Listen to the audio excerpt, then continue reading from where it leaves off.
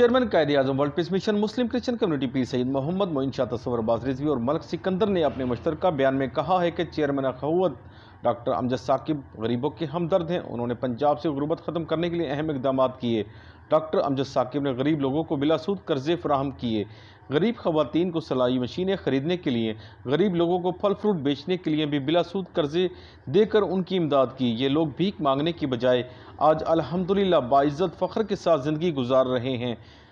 پیر معین شاہ نے کہا کہ ڈاکٹر امجد ثاقب فرشتہ صرف نیک انسان ہیں۔ ان کا مشن ہے کہ پورے ملک میں کوئی غریب نہ رہے۔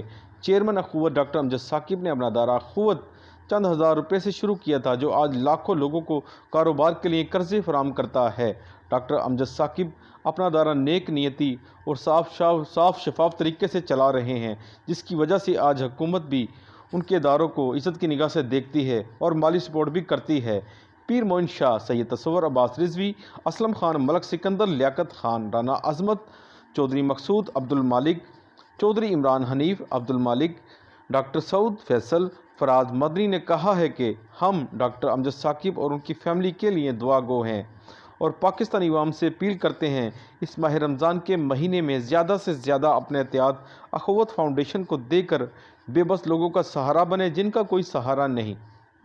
کیمرہ مین فرحان شیخ کے ساتھ ارشد علی، سٹی ون نیوز، لاہور۔